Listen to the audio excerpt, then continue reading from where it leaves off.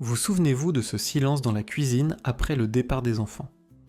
Cette solitude qui transformait chaque repas en épreuve. Pourtant, nos grands-mères solitaires des années 60 aux 90 avaient leur solution. Un répertoire de recettes rapides et réconfortantes. Leur philosophie révolutionnaire? Une seule casserole, 15 minutes de préparation, des ingrédients durables, zéro gaspillage. Ces plats simples qui réchauffaient tant au jeu corps et âme quand cuisiner pour soi semblait vain. Soupe oignon gratiné, version seule. L'odeur qui envahit la cage d'escalier à 19h, ce parfum d'oignon caramélisé qui fait se retourner les voisins dans les couloirs étroits. Les veuves parisiennes préparaient cette soupe dans un petit poêlon individuel, économie de vaisselle et de portions qui changeaient tout. Un seul oignon émincé finement qui dort lentement dans une noix de beurre, cette patience qui transforme l'amertume en douceur confite. Le bouillon cube, Maggi, dilué dans 2 louches d'eau bouillante. Astuce économique qui évitait de préparer un bouillon entier pour une personne. La tranche de pain rassis, posée délicatement sur le dessus, le gruyère râpé généreusement, ce passage sous le grill créait cette croûte dorée. œufs en meurette bourguignonne unique, le reste de vin rouge du dimanche qui trouvait sa destination parfaite, ces œufs pochés dans une sauce vineuse qui transformait un dîner simple en moment gastronomique.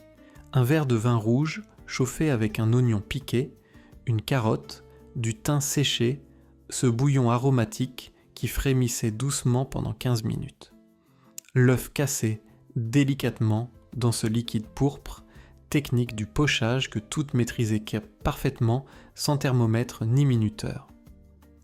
Les lardons grillés rapidement dans la même poêle ajoutaient à ce croustillant salé, contraste parfait avec la texture fondante du jaune coulant, ce qui rendait ce plat absolument parfait.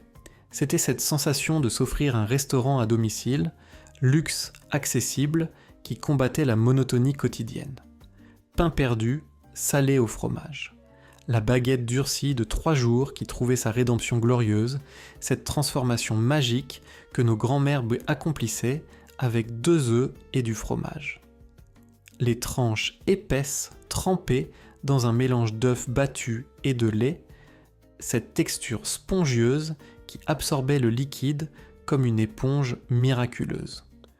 Le gruyère râpé, mélangé directement dans l'appareil à tremper, créait cette saveur fromagère intense, salée, qui remplaçait le sucre des versions sucrées traditionnelles.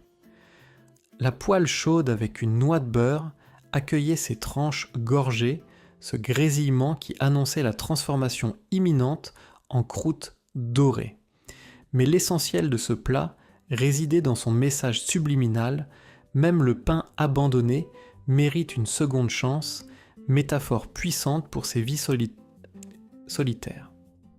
Crème, lentilles à l'ancienne lardon, le sachet de lentilles vertes du puits acheté en vrac qui attendait dans le placard, ces légumineuses patientes qui se conservaient des mois entiers. Les cuisinières économes mesuraient une demi-tasse de lentilles, portion parfaite pour une personne qui voulait manger 2 jours. Les lardons grillés à part ajoutaient ce goût fumé caractéristique, petite extravagance qui justifiait le temps passé en cuisine. Le moulin à légumes transformait cette préparation en crème onctueuse, texture veloutée qui facilitait la digestion des estomacs fragiles. Ce qui fascinait dans cette recette, c'était sa capacité à nourrir sainement sans effort excessif, équilibre parfait entre nutrition et simplicité. Transmise de génération en génération dans les fermes auvergnates, cette recette évoque le réconfort des soirées d'hiver quand la neige recouvrait les volcans endormis et que seule la chaleur du foyer réchauffait les âmes. Potage. Cultivateur légumes du jardin. Le tiroir du réfrigérateur qui contenait les légumes esselés, cette carotte unique, ce bout de poireau, ce reste de céleri qui attendait leur destin. Tous les légumes coupés grossièrement plongeaient ensemble dans la casserole, démocratie parfaite où chaque morceau apportait sa saveur unique. Le bouillon frémissant accueillait ce mélange hétéroclite, cette cuisson de 30 minutes qui mariait harmonieusement des saveurs apparemment incompatibles. La fourchette qui écrasait grossièrement les légumes contre la paroi créait cette texture semi-épaisse, technique rapide qui évitait de sortir le mixé. Ce potage cachait une vérité plus profonde, il enseignait que même les restes dépareillés méritent d'être transformés en quelque chose de beau. Recette née de l'économie paysanne d'autrefois, elle témoigne d'une sagesse culinaire ancestrale où rien ne se perd, où chaque saison offre ses trésors à qui sait les apprécier. Œufs cocottes aux champignons frais. Le ramequin en porcelaine blanche qui attendait dans le placard, ce petit récipient individuel parfait pour cuire un œuf au bain-marie. Les champignons de Paris achetés en vrac chez le primeur coûtaient quelques centimes, 3 ou 4 suffisaient pour parfumer délicatement un œuf. Les lamelles de champignons revenues rapidement dans du beurre tapissaient le fond du ramequin, lit aromatique qui accueillerait l'œuf cassé délicatement. Le bain-marie improvisé dans une casserole ordinaire permettait une cuisson douce, technique ancestrale qui garantissait un blanc cuit et un jaune coulant. Ce qui rendait ce plat spécial, c'était cette présentation soignée dans le ramequin, preuve qu'on mérite de beaux objets même sans invité. Héritage des bistrots parisiens d'antan, ce rituel matinal transforme l'ordinaire en extraordinaire, rappelant que la gastronomie française célèbre autant la simplicité que le raffinement dans chaque bouchée. Mouillette et œuf à la coque. Le réconfort absolu condensé dans sa forme la plus simple, cette combinaison enfantine qui ramenait instantanément au dimanche matin de l'enfance lointaine. L'œuf plongé dans l'eau bouillante pendant exactement 3 minutes, ce timing précis que toutes connaissaient par cœur sans jamais consulter une horloge. Le coquetier en porcelaine pilivuite, posé délicatement sur la toile cirée fleurie, ces gestes ritualisés qui structuraient le temps qui passe.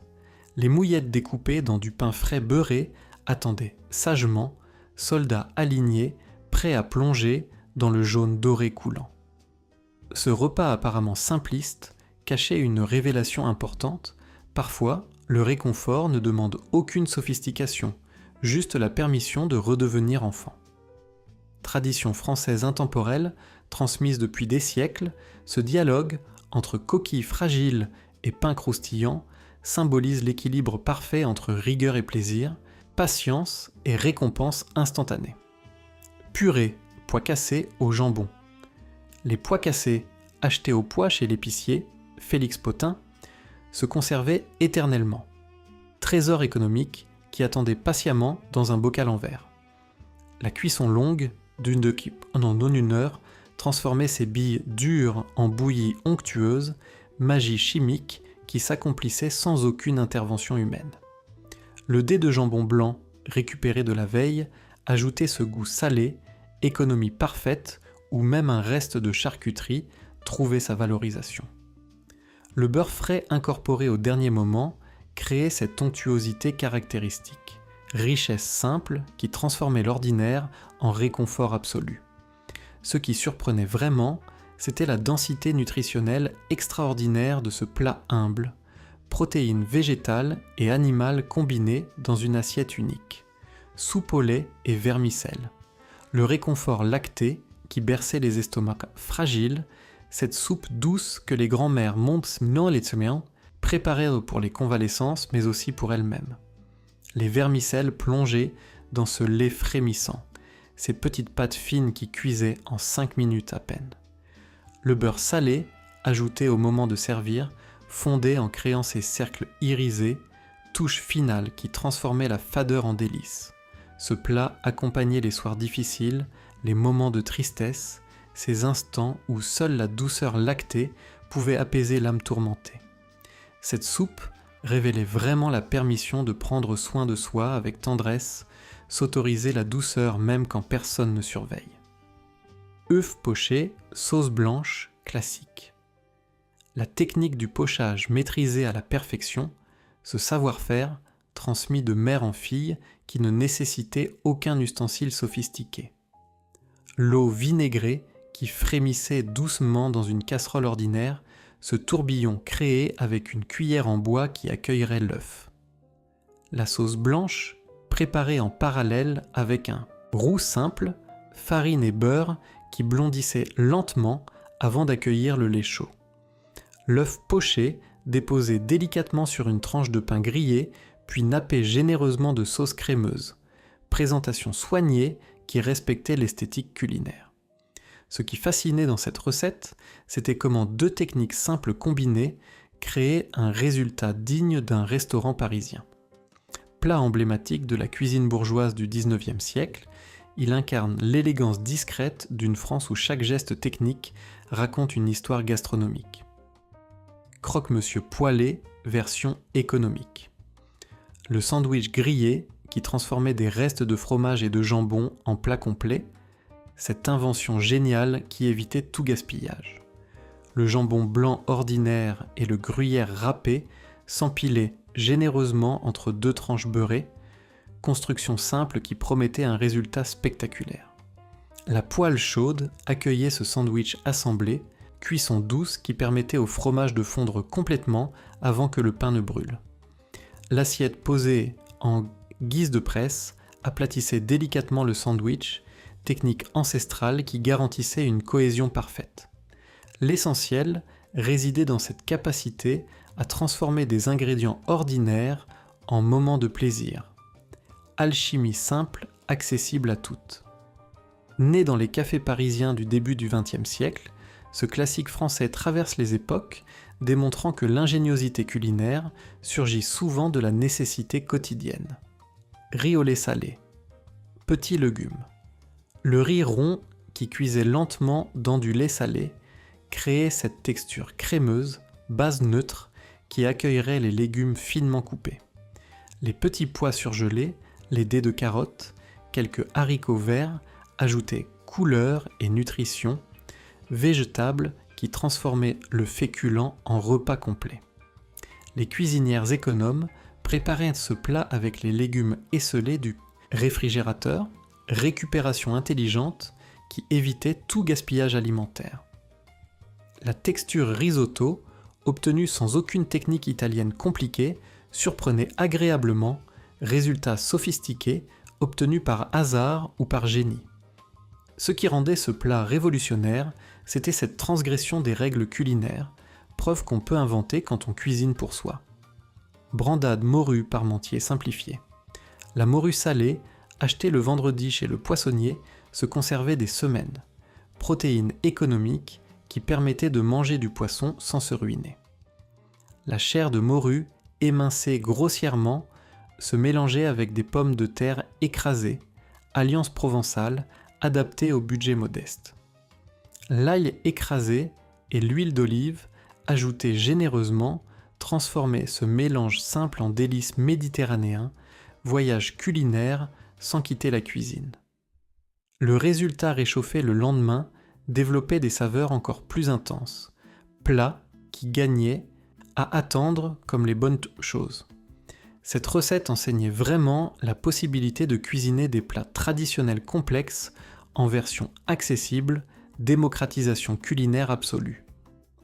Héritage des pêcheurs méditerranéens du XVIIIe siècle, ce plat témoigne d'une sagesse maritime ancestrale où chaque communauté côtière transformait ses ressources locales en trésors gastronomiques durables. Clafoutis, salé aux poireaux tendres.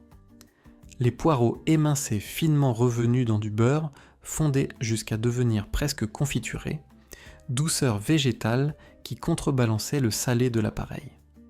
L'appareil à clafoutis, préparé avec des œufs, du lait, de la farine, créait cette texture mi-flan, mi-crêpe, consistance parfaite entre liquide et solide. Le four chauffé modérément cuisait lentement cette préparation pendant 30 minutes, temps qui permettait de nettoyer la cuisine tranquillement. La croûte dorée qui se formait sur le dessus contrastait avec le cœur encore moelleux, texture double qui ravissait les palais fatigués. Ce qui fascinait vraiment, c'était cette liberté absolue de transformer n'importe quelle recette, permission de créer sans suivre les règles établies. Œufs brouillés au crouton aillé. Les 2 œufs cassés dans un bol avec une cuillère de crème fraîche créaient cette base riche, luxe accessible qui transformait l'ordinaire. Le pain rassis, coupé en cubes et frotté à l'ail, grillé dans du beurre, ces croûtons aromatiques qui ajoutaient texture et saveur. La cuillère en bois qui remuait continuellement créait ces plis onctueux caractéristiques, technique simple qui différenciait l'amateur du connaisseur. Les croûtons aillés ajoutés au dernier moment apportaient ce croquant parfait, contraste textural qui transformait un plat simple en expérience gastronomique. L'essentiel résidait dans cette leçon fondamentale, même les œufs les plus simples méritent une cuisson attentive, respect du produit même modeste. Emblème des cafés parisiens de la belle époque, ce plat humble mais raffiné traverse les siècles sans perdre sa noblesse, témoignant d'un savoir-faire ancestral où patience et précision révèlent l'âme véritable des ingrédients. Potage parisien, poireau pomme terre. Un poireau unique et 2 pommes de terre suffisaient largement pour une personne seule. Portion raisonnable qui évitait le gaspillage systématique. Les légumes coupés grossièrement cuisaient ensemble dans l'eau bouillante salée, démocratie culinaire où chaque ingrédient apportait sa contribution égale. Le moulin à légumes transformait cette préparation en velouté rustique, texture imparfaite, loin des veloutés lisses modernes, mais tellement plus authentiques. Le beurre frais incorporé au dernier moment créait cette onctuosité caractéristique, richesse finale qui justifiait toute la préparation. Ce qui rendait ce potage absolument parfait, c'était sa capacité à nourrir sainement avec 2 ingrédients seulement, minimalisme nutritionnel exemplaire. Né dans les cuisines populaires pendant les hivers rigoureux du vieux Paris, ce potage ancestral témoigne d'une époque où l'art culinaire français excellait à transformer le simple en sublime. Œufs au plat sur canapé, la tranche de pain rassis, frite dans du beurre mousseux, dorée jusqu'à devenir croûte parfaite, support aromatique qui accueillerait l'œuf. L'œuf cassé directement sur cette tartine grillée encore chaude, cuisée par contact, technique simple qui évitait de multiplier les poils. Le couvercle posé quelques instants permettait au blanc de cuire uniformément, astuce qui garantissait un résultat parfait sans retournement risqué. Les cuisinières économes frottaient parfois le pain à l'ail avant de le frire, variation simple qui transformait radicalement le résultat final. Ce plat enseignait surtout cette vérité essentielle, la qualité réside dans l'exécution, parfaite de gestes simples, pas dans la complexité. Favori des bistrots ouvriers du Paris d'antan, ce petit déjeuner consistant nourrissait jadis les travailleurs matinaux, illustrant cette intelligence culinaire française où chaque bouchée devait apporter force et plaisir. Semoule au lait et beurre. La semoule fine versée en pluie dans du lait bouillant salé créait cette bouillie onctueuse, texture réconfortante qui apaisait les digestions difficiles. Le beurre salé, ajouté généreusement au moment de servir, fondait en créant ces cercles dorés, richesse finale qui transformait la fadeur en délice. Les personnes âgées mangeaient plus ce plat les soirs de fatigue extrême, quand même mâcher semblait demander un effort insurmontable. La chaleur réconfortante du bol tenu entre les mains réchauffait autant que le contenu, double réconfort physique et émotionnel. Ce qui rendait ce plat unique, c'était cette permission de régresser vers l'enfance, s'autoriser la douceur, maternelle, même sans mère présente. Ces recettes partagent un secret méconnu qui change absolument tout. Elles n'étaient jamais présentées comme des plats pour personne seule. Cette pudeur collective protégeait la dignité, personne n'admettait ouvertement qu'elle cuisinait pour elle seule parce que plus personne ne partageait sa table. Ces 18 recettes constituent un patrimoine immatériel précieux, témoignage d'une époque où la solitude des personnes âgées commençait à devenir visible. Quelles recettes simples préparez-vous les soirs où cuisiner pour vous seul semble demander trop d'efforts ? Partagez dans les commentaires votre plat réconfort individuel pour aider d'autres personnes qui cherchent ces solutions simples. N'oubliez pas de liker si ces recettes vous ont rappelé qu'on mérite toujours un bon repas, même quand personne ne regarde. Abonnez-vous pour découvrir d'autres trésors de notre mémoire culinaire collective qui méritent d'être préservés pour les générations futures.